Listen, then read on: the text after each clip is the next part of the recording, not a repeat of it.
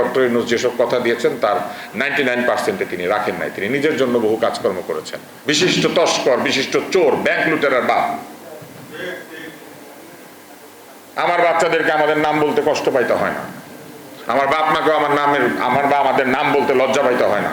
আমরা যখন এই আর্থিক প্রতিষ্ঠানগুলোতে টাকা রেখেছি, এগুলির অনেকগুলির মালিকানাও এই তস্কর শ্রেণীর হাতে ছিল না, অর্থাৎ যারা লুটপাট করে তারা এটার মালিক ছিলেন না। এবং এগুলো যে হাত বদল হচ্ছে এই বিষয়ে ওপেন কোনো ঘোষণা আমাদেরকে কখনো দেওয়া হয় নাই, আমরা জানতেও পারি নাই যে এগুলি হাত বদল হচ্ছে। এবং এই কাজগুলি করা হয়েছে একটি স্বৈর শাসন আমলে, যখন কথা বলার ক্ষেত্রে অনেক বিপদ ছিল, যখন স্বৈর শাসকেরা এই ধরনের ব্যাংক এবং প্রতিষ্ঠান লুটপাট করার জন্য কিছু ব্যক্তিকে প্রশ্রয় দিয়েছিল। এবং সেই সব বিষয়ে প্রচুর সংবাদ এখন ছাপা হচ্ছে, আপনারা দেখতে পাচ্ছেন। বাড়ি থেকে তুলে নিয়ে গিয়ে মালিকানা বদল করা হয়েছে। তার মানে এই আমানতদারদেরকে বেশি লাভের জন্য টাকা রেখেছেন এটা বলার কোনো কারণ নাই। এই লাভ এবং ক্ষতি যেটাই থাকুক ওখানে, এটা নির্ধারণ করে দিয়েছিল বাংলাদেশ ব্যাংক, এবং তারা তদারক করার জন্য আমাদের কাছে প্রতিজ্ঞাবদ্ধ। এবং আমি যে প্রতিষ্ঠানটা টাকা রেখেছিলাম সেই প্রতিষ্ঠানে অভিযুক্ত ব্যক্তিদের অংশ কর্মচারীরা দুদকের কাছে সাক্ষ্য দিয়ে বলেছে বাংলাদেশ ব্যাংকের কোন কোন কর্মকর্তা তাদের কাছ থেকে কি পরিমাণ ঘুষ গ্রহণ করতেন। তাহলে বাংলাদেশ ব্যাংক যদি ঘুষ গ্রহণ করে আমাদের আমানতকে বিপদের মধ্যে ফেলে থাকে, তাহলে বাংলাদেশ ব্যাংকের দায়িত্ব হচ্ছে এটা পরিশোধ করা, কারণ তারা সেইখানে ঘুষ গ্রহণকারী কর্মকর্তাদেরকে পাঠিয়েছিলেন। এরপরে দ্বিতীয় বিষয় হচ্ছে এই অর্থের লাভ প্রদান করা বহুদিন যাবৎ বন্ধ রয়েছে, ফলে আমানতদাররা ক্ষতিগ্রস্ত হয়েছে। এবং এই ক্ষতিগ্রস্ত আমানতদারদেরকে টাকা পরিশোধ করার জন্য এই গভর্নরের আগের গভর্নর তিনি অন্তর্বর্তী সরকারের সঙ্গে কোনো একটি আলোচনা সাপেক্ষে প্রতিশ্রুতি দিয়েছিলেন যে এই বছরের ফেব্রুয়ারি মাসের মধ্যে, রমজান মাসের আগে, এই অর্থের একটা বিরাট অংশ সাধারণ আমানতদার যারা প্রাতিষ্ঠানিক আমানতদার না, যারা আমার মতো যারা পূর্ণ কর পরিশোধ করেছে, তিল তিল করে টাকা জমিয়েছে এবং কোনো বিশেষ কারণে এই টাকাটা জমিয়ে রেখেছিল। অনেকেই টাকা জমিয়েছে বৃদ্ধ বাবা মার চিকিৎসা হয়, অনেকে টাকা জমিয়েছেন তাদের প্রভিডেন্ট ফান্ড, গ্র্যাচুইটির টাকা রেখেছেন যে সন্তানদের উপরে নির্ভরশীল না হয়ে তারা এই টাকাটার যে লাভ আসে সেটা দিয়ে চলবেন। আমার মতো কেউ কেউ টাকা রেখেছিলেন যাদের এরকম শিশু আছে যার ভবিষ্যতে টাকার প্রয়োজন হতে পারে, এবং সেই জন্য তার জন্য টাকাটা জমিয়ে রাখা হয়েছিল। আমি একটা বিশেষ শিশুর পিতা। এখন সমস্যাটা কোথায় দেখেন, এই কথাটা দিয়ে তারা কথা রাখেন নাই। ডক্টর ইউনূস যেসব কথা দিয়েছেন তার 99% তিনি রাখেন নাই। তিনি নিজের জন্য বহু কাজকর্ম করেছেন। কিন্তু এটা যে দেওয়া হয় নাই, তারপরে নির্বাচিত সরকার আসার পরে এই বিষয়টিকে অনেকটা হিমাগারে পাঠিয়ে দেওয়ার মতো একটা ব্যবস্থা করা হয়েছিল। এখন আজকে আমরা এখানে কেন হাজির হয়েছি, এখানে যে সামনে কিছু কথাবার্তা লেখা হয়েছে, মানুষ আসলে ডেসপারেশন থেকে এগুলা লেখে। এইসব কথা হচ্ছে ডেসপারেশন থেকে লেখা। আমার টাকা পাওয়া আমার অধিকার, চিকিৎসা অধিকার, খাওয়া অধিকার, আমি এতিম, আমার এটা নাই, আমার ওইটা নাই, এটা বিষয় না। আমার টাকা, আমার কষ্টার্জিত টাকা, আমি এটার কর দিয়েছি এবং আমার করে বাংলাদেশ ব্যাংক চলে। বাংলাদেশ ব্যাংক চোর পেলেছে, চোরের আগে ওটা পাহারা দেয় নাই, না পাহারা দেওয়ার ফলে আরো চোরের আরো বেশি টাকা চুরি করে নিয়ে গেছে। সেই চুরির দায় আমি কেন নিব?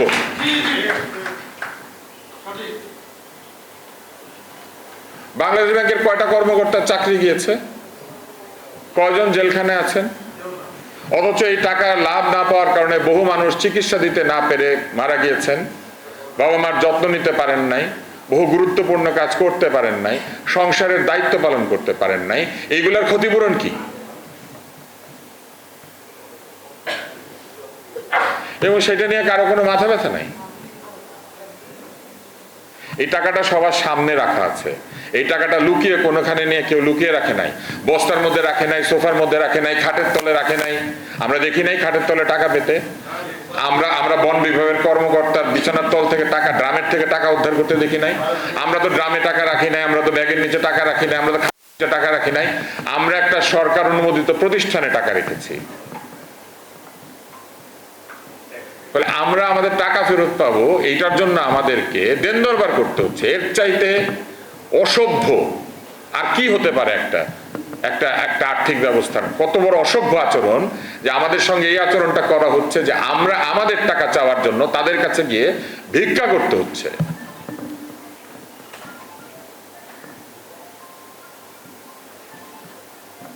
এখানে একটা প্রতিষ্ঠান আছে আবিবা ফিন্যান্স, এটার নাম ছিল রিলায়েন্স। এটার নাম পরিবর্তন করার অনুমতি দিয়েছিলেন যে কর্মকর্তা, সেই কর্মকর্তাই ঘুষ খান বলে ইন্টারন্যাশনাল লিজিং এর কর্মকর্তারা বলেছেন।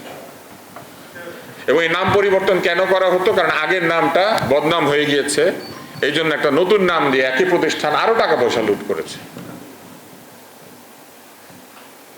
এবং মানুষের কাছে গিয়ে কি বলতো জানেন? গিয়ে বলতো এটা নাকি ওনার নাতনির নাম, উনি ভালোবেসে নাতনির নামে নাম দিয়েছেন। উনি নাকি সিঙ্গাপুরে কোনখান দিয়ে হেঁটে যাচ্ছিলেন, সিঙ্গাপুরে উনি গিয়েছিলেন ওনার চুরির টাকা দিয়ে বাড়িঘর কিনতে। উনি একটা চোর।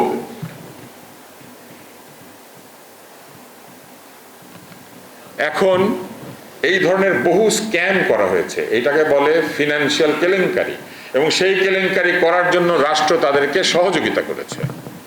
রাষ্ট্রের সহযোগিতার একটা নমুনা দিই। এনবিএফআইতে সরকারি টাকা রাখার নিয়মের ক্ষেত্রে রেস্ট্রিকশন ছিল, রাষ্ট্র সেই রেস্ট্রিকশন তুলে নিয়ে সরকারি টাকা এনবিএফআইতে রেখেছে। সরকার যদি সরকারের টাকা এনবিএফআইতে রাখে, তাহলে আমাদের মতো সাধারণ আমানতকারীরাও বিশ্বাস করবে যে সরকারের টাকা ওইখানে আছে, আমার টাকা আমি রাখতে পারি। অথচ সরকারের টাকা ওখানে রাখা হয়েছিল যাতে তারা সরকারের টাকাও লুট করতে পারেন। সরকারের টাকা কার টাকা? আমার আপনার মতোই গরিবদের দেওয়া করের টাকা, অথবা তাদের জন্য বিদেশ থেকে সংগ্রহ করা টাকা। হয় সেটা খয়রাতের টাকা, না হলে সেটা করের টাকা। সরকার তো আর লুটপাট করে না। তাহলে এই লুটপাটের সুযোগ ওই সময় এটা করে দেওয়া হয়েছে। শুধু এইভাবে করা হয় নাই, প্রাইভেট ব্যাংকে সরকারি প্রতিষ্ঠানের টাকা রাখার ক্ষেত্রেও রেস্ট্রিকশন ছিল। সেই রেস্ট্রিকশন তুলে নিয়ে এই যে আজকে আপনারা এই যে তেল গ্যাস কেনার টাকা, এইটাও সেই সব ব্যাংকগুলিতে রাখা হয়েছিল, শুধু এনবিএফআই না, ব্যাংকগুলিতে রাখা হয়েছিল, এবং সেই টাকাও লুট হয়ে গেছে। নাই, কি করেছে তারা? কতগুলি ভুয়া প্রতিষ্ঠান, অকার্যকর প্রতিষ্ঠান, 7 দিন 9 দিন 1 মাস 2 মাস 9 মাসের প্রতিষ্ঠানের নামে শত শত কোটি টাকা ঋণ বরাদ্দ করেছে, যেই ঋণগুলি কোনোদিন আর ফেরত আসবে না। তাদের বুয়া দারোয়ান, ড্রাইভার, এদের নামে ঋণ বরাদ্দ করেছে, তাদের প্রতিষ্ঠানের কর্মচারীর নামে ঋণ বরাদ্দ করেছে, এবং শত শত কোটি টাকা ঋণ এগুলোতে কেউ অনুমোদন করেছে। সেই অনুমোদনকারী কারা? আমরা। তাদেরও গায়ে বাতাস লাগিয়ে তারা ঘুরে বেড়াচ্ছেন, তাদেরও কোনো শাস্তি নাই। শাস্তি শুধু আমাদের, কারণ আমরা আমাদের কষ্টার্জিত পয়সা এই প্রতিষ্ঠানগুলির মধ্যে রেখেছি। আমাদের বলা হচ্ছে আমরা লোভ করেছি। আরে যে চোর সে লোভ করেছে, মানুষের ন্যায্য টাকা চুরি করেছে, সে লোভী। আমি কেন লোভিত যাব? আমরা কেন লোভিত যাব? আমরা নিয়মে যা আছে সেটা দেখে রেখেছি। এই নিয়ম আমরা বানিয়েছি, এবং আমাদের প্রত্যেকের অর্থের উৎস আছে। আমাদের প্রত্যেককে কেওয়াইসি করতে হয়েছে, আমরা কে কি কাজ করি সেটা হিসাব দিতে হয়েছে।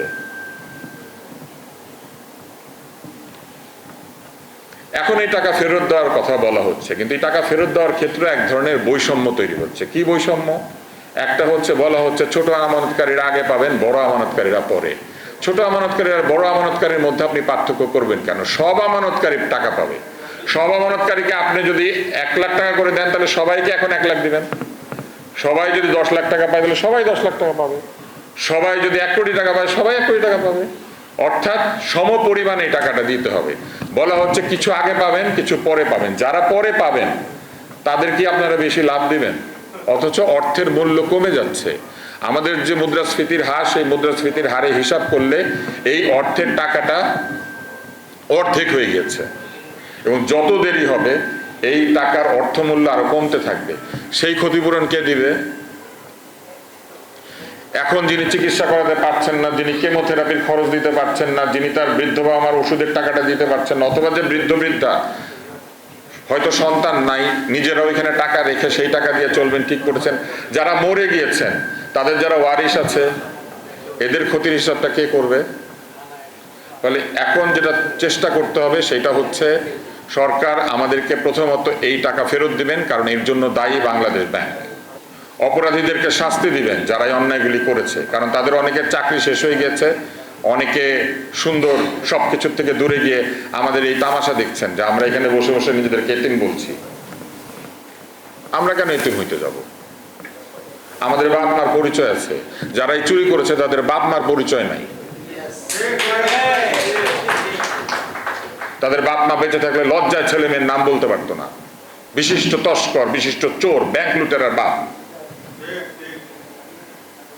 আমার বাচ্চাদেরকে আমাদের নাম বলতে কষ্ট পাইতে হয় না। আমার বাপ মাকেও আমার বা আমাদের নাম বলতে লজ্জা পাইতে হয় না।